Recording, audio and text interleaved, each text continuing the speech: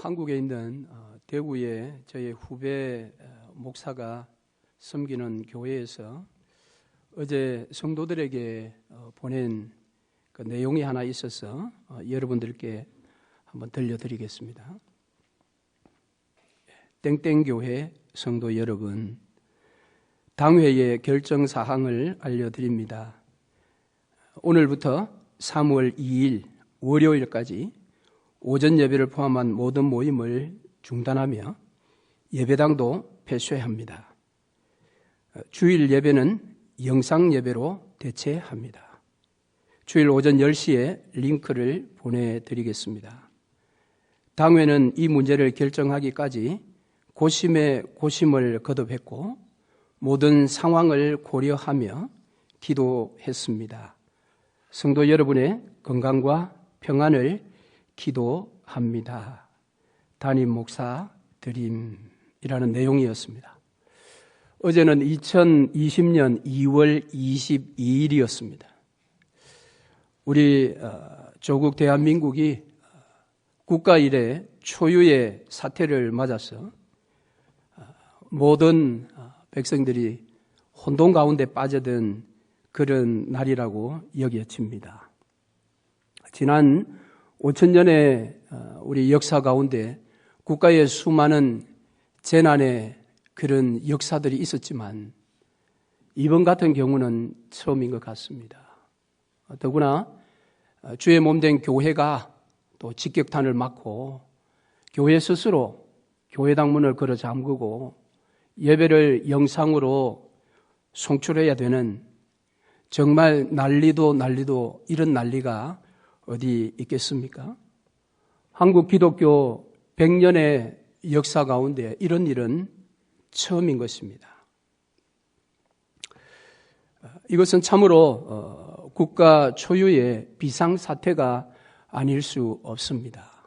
그래서 어제 말씀을 이제 준비하려고 이렇게 하다가 이 조국으로부터 들려오는 여러 가지 소식들을 들을 때 오늘 우리가 읽은 본문의 말씀을 오늘 함께 나누고 조국을 위해서 함께 기도해야 되겠다 그런 판단이 들었습니다. 오늘 우리 대한민국 조국은 이와 같은 교회가 주일 예배를 온전히 드리지 못하는 초유의 사태가 일어났을 뿐만 아니라 신천지 이단이 이때를 또 틈타서 그들 내부자들에게 내렸다고 하는 소위 그 지령의 내용이 또 언론에 알려지기도 했습니다. 그래서 교회들마다 오늘 그러니까 어제죠. 주일 입구에 신천지 아웃, 출입 및 코로나19 감염 원인 제공 시 법적인 책임을 물을 것입니다. 라는 경고의 그런 이 포스터까지 다 내걸고 하는 정말 놀라운 일들이 일어나고 있습니다. 급기야는 어제 저녁에 제가 접한 뉴스는 이스라엘에서 우리 한국인을 입국 금지시키는 그런 결정을 해서 통보를 하게 되었고요.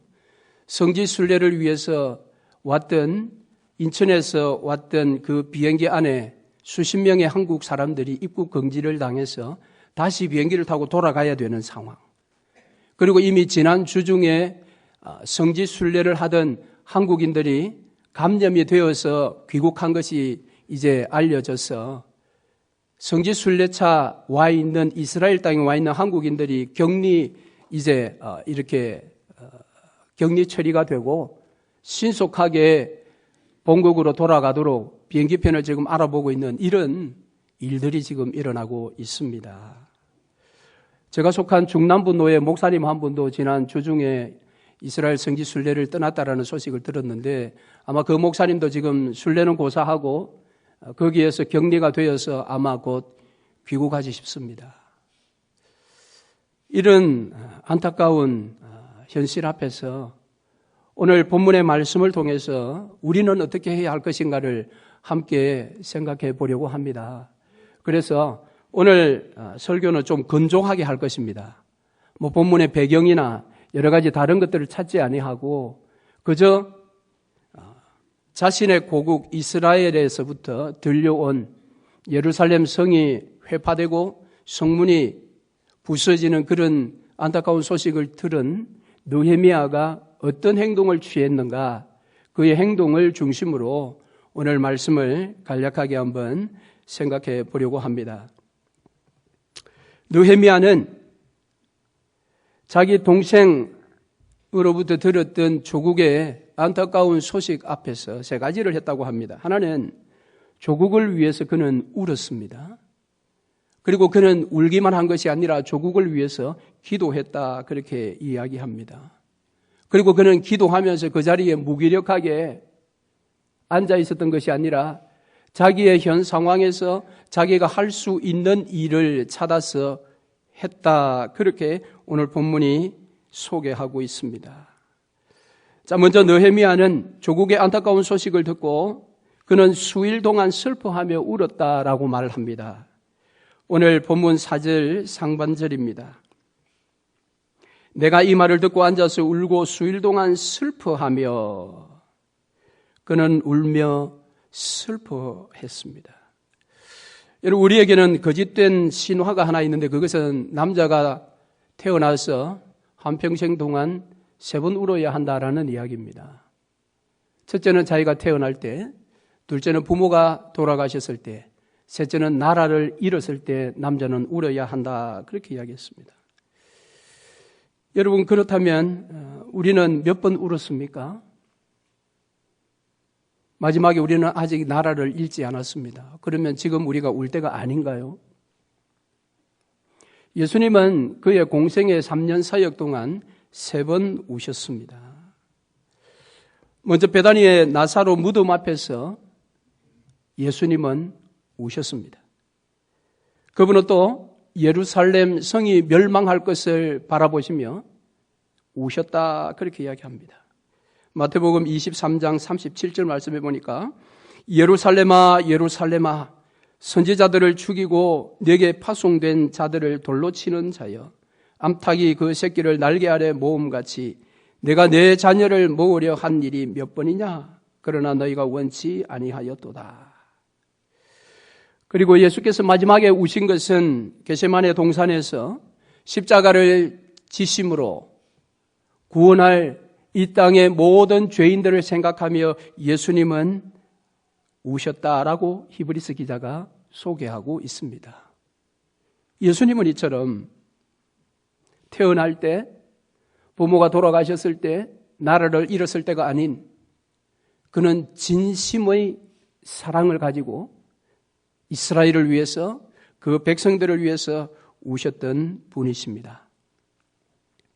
물론 우리가 나라를 생각하며 나라를 위하여 우는 이 애국심 그 자체가 신앙이 될 수는 없습니다. 그러나 적어도 우리가 예수를 믿는 신앙을 가지고 있다면 그 신앙 안에는 반드시 조국을 사랑하는 애국심이 포함되어 있어야 합니다. 왜냐? 하나님께서 우리에게 그 조국을 허락하셨기 때문입니다. 사도행전 17장 26절에 보니까 인류의 모든 족속을 한 혈통으로 만드사 온 땅에 살게 하시고 그들의 연대를 정하시며 거주의 경계를 한정하셨으니, 우리의 인생의 날수를 정해주셨을 뿐만 아니라 우리가 한평생 동안 인생의 날수 동안 거할 경계, 나라를 정해주셨다라고 이야기합니다. 저와 여러분의 나라는 대한민국입니다. 그러므로 우리는 대한민국에 대한 애국심을 가져야 하는데, 지금 느헤미야와 같은 조국의 환란의 소식을 접할 때 우리에게 필요한 것이 무엇이겠습니까? 조국을 위하여 슬퍼하며 우는 것입니다. 마음을 동하여 조국을 위하여 우는 것입니다. 물론 지금 이 코로나19의 직격탄을 맞은 대구 경북 지역은 웬만한 교회들은 지금 다 주일날 예배를 금한다라고 광고를 했습니다. 이 일에 대하여 일부의 사람들은 중세시대에 유럽의 흑사병이 난무할 때에도 신앙을 가진 사람들은 주일 성수를 하면서 생명을 걸고 예배를 드렸는데 그까지 코로나19 때문에 교회 스스로 교회당 문을 걸어 잠그다니 라며 비판하는 목사들도 나옵니다.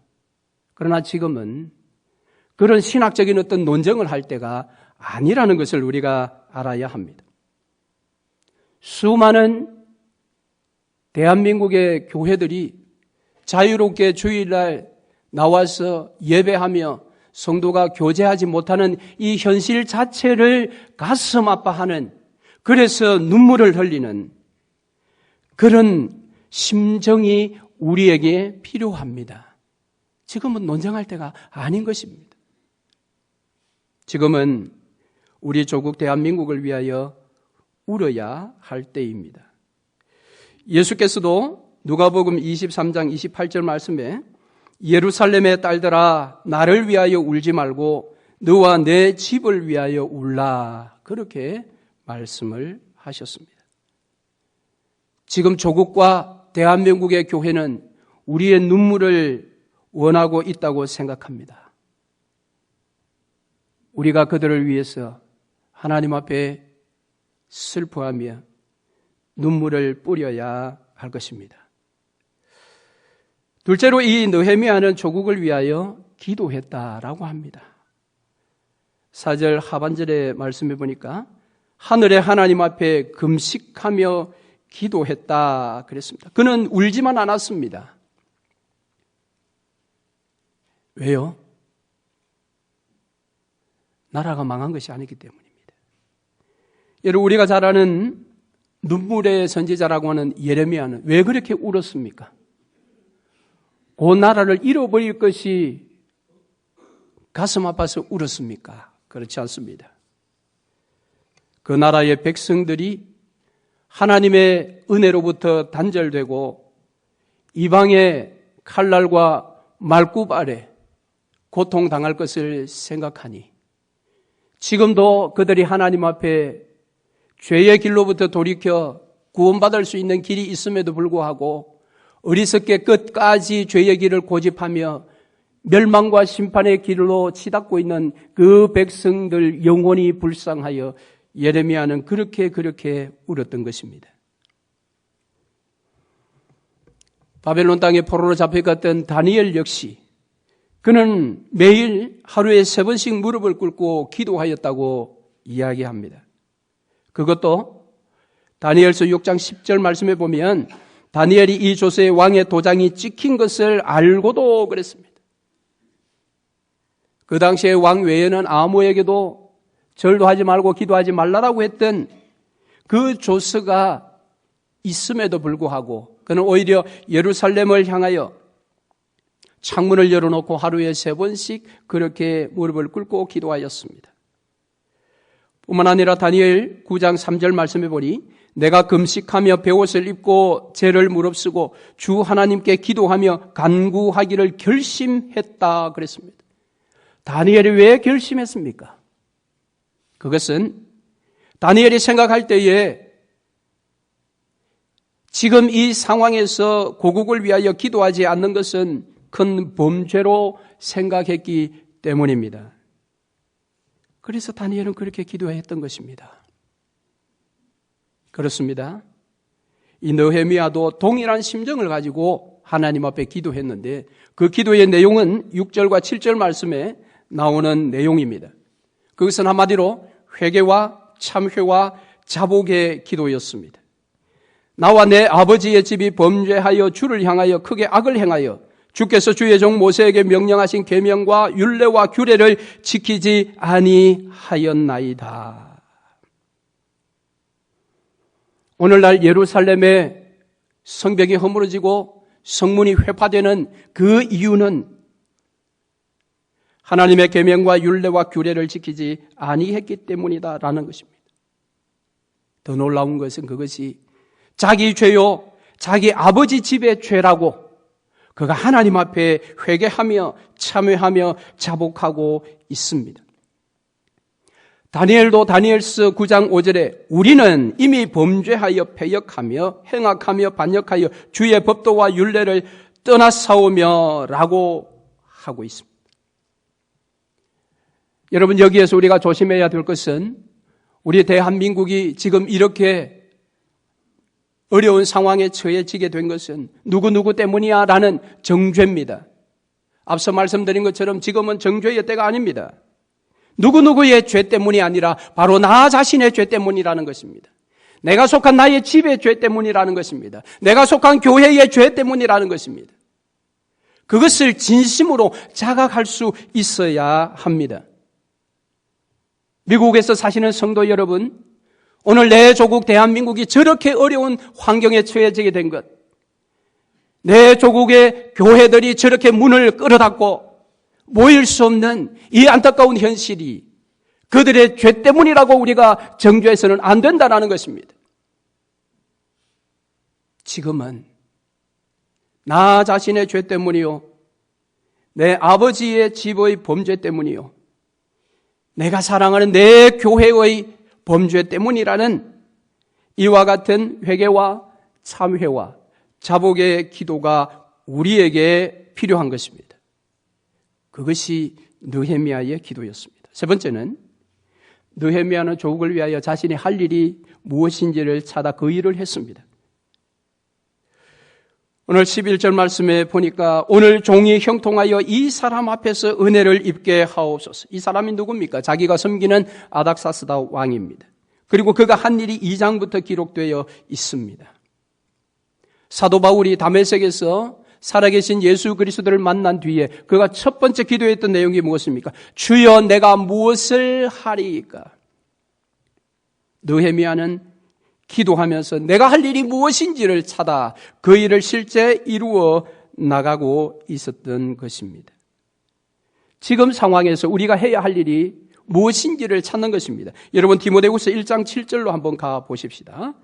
디모데후서 1장 7절입니다.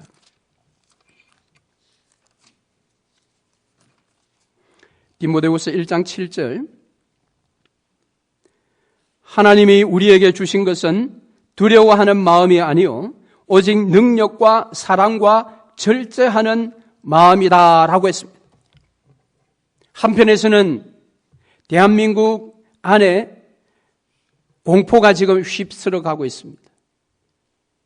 두려움이 사람들 마음속에 점점 차다들고 있습니다. 내가 속한 이 도시에 확진자가 점점 늘고 있다라는 그 보도를 접할 때 두려워 사람들이 거리에 나오지를 않는다고 합니다. 그런데 여러분, 우리가 해야 할 일은 무엇입니까? 그런 두려워하는 마음이 아니라 오늘 미가서가 또한 우리에게 좋은 그런 말씀을 주십니다. 미가서 6장 8절에 보니까 여호와께서 내게 구하시는 것이 오직 공의를 행하며 인자를 사랑하며 겸손히 내 하나님과 함께 행하는 것이 아니냐. 여러분, 느헤미야가 회개하고 참회하고 자복했던 그 기도의 치유의 길이 무엇입니까? 오직 공의를 행하며 인자를 사랑하며 겸손히 하나님과 함께 행하는 것입니다. 이것은 예수께서 우리에게 가르쳐 주셨던 마태복음 23장 23절 말씀에도 동일하게 나타납니다. 화 있을진저 외식하는 서기관들과 바리새인들이여 너희가 박하와 회양과 근처에 11조는 드리며 율법에 더 중한 바 정의와 긍휼과 믿음은 버렸도다. 그러나 이것도 행하고 저것도 버리지 말아야 할지니라. 이때에 저와 여러분이 할 수 있는 일이 무엇입니까?